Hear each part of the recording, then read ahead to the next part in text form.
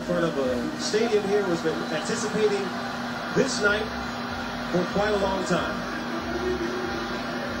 You know, a lot of people who don't follow track that closely after Beijing last year said, where did this guy come from? And I said, listen, this guy's been good since he was 15 years old and dropped a 20-point low as a 15-year-old. Came to the U.S., ran in a couple of USA versus the world and relays, but never really impressed.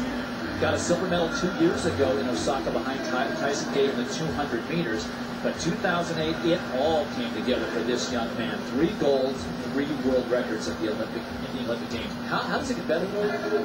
I don't think it does, Dwight. And, you know, it was a moment that we will never forget as we were all there in the bird's nest in Beijing. And it was just perfection personified for a guy to come, a young Jamaican, and not only have such devastating performances, but to do it having so much fun, which is really the way I believe he handles the pressure that he's under. But now, really, there's no pressure for Jamaica. The Jamaican Usain Bolt, as we see some of the fans who are celebrating seeing their hero on the track. Bolt will occupy lane 5. One of his training partners, a young up-and-coming Johan Blake there in 4.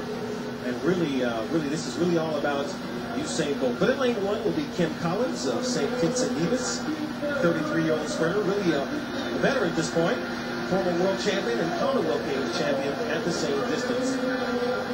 In lane 2 is Marshall Banjoc of France, 23 years old, the new Mediterranean Games champion at 100 meters.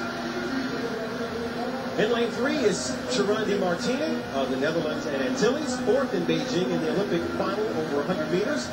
He was originally 2nd in the 200, but was disqualified. Later received the medal, which he is happy to get. Okay. And that's a youngster for you, just 19 years of age, is Johan Blake of Jamaica, training partner for Usain Bolt. And here he is. Let's listen.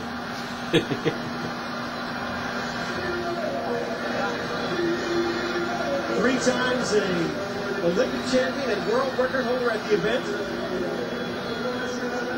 He's run some smaller 100 meters leading up to this moment, but really this is the first big international meet for Bolt. And another training partner, Bolt, Daniel Bailey of Antigua, who has been animated all season long, will be in lane 6. In lane 7, the big caller is Richard Thompson of Trinidad and Tobago, 2 Olympic silver medals from Beijing in 2008. And in lane 8 is Simeon Wilson of Great Britain, 2007 European Under-23 champion. And rounding out the field is Ivory Williams in lane 9 of the United States, former world junior champion at 100 meters, finished 7th at the U.S. Championships. But this moment is all about Usain Bolt as the rain begins to fall in Paris, but it just doesn't seem to affect this young man who is not only physically strong, but obviously psychologically really has the edge over everyone and maybe even the weather. I have to tell you, if you're a sprinter in this field, you still don't care. You're a sprinter. You think you're going to win. But it's Usain Bolt that if he's right, and he had that car accident in late April where he said he had no problems whatsoever, came back around a 9.91 a few days later, so clearly okay. World record of 150-meter distance as well this year. The anticipation between him and Tyson Gay at the World Championships, everybody's waiting for that. Bolt recently ran 19:59 in Lausanne, Switzerland, over 200 meters. Let's see what he has tonight in Paris. And a fair start at 100 meters, and Usain Bolt did not get away well. Bolt now beginning to make up the distance. Bolt beginning to pull away. Usain Bolt with another lashing in the men's 100 meters. 9.78 for Usain Lightning Bolt.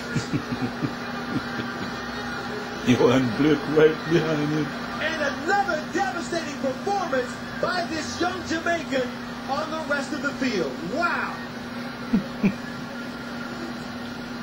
He's going to turn 23 years old just around the World Championships.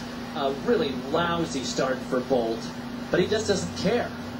Because once he gets that 6'5" frame rolling, you can just forget about it. Well, the time now has been rounded up to 9.79, and that is the second fastest time of 2009 behind Tyson Gay's 9.77, which was run in Rome on July 10th.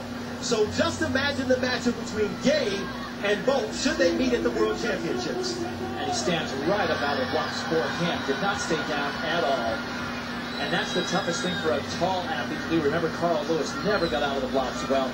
Was oftentimes behind half the field at the first 30 meters, but once he gets into his running posture, once he gets through the drive phase and into the middle of the race, just forget about it. He's gone. Now with Tyson Gay and 3 races in his belt, under his belt before the final, that should be a great final. That may be a historic final. But in these lousy conditions, first really big international event outside of Jamaica, the 100 meters since Beijing, I think that he showed that he is up to the task of winning a world championship title next month in Berlin.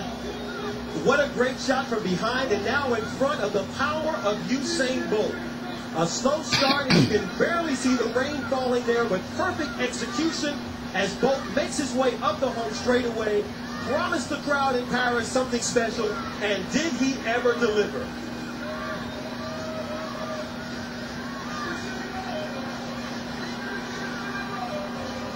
Usain Bolt with Johan Blake to our right, Daniel Bailey to his left, the training partners coming to Paris in the rain and delivering another incredible performance. And so after that, you've got to take a victory lap, even if it's raining. And that's what Usain Bolt's going to do, and thank the fans from Paris who came to see him run. Bolt wins in 9-7.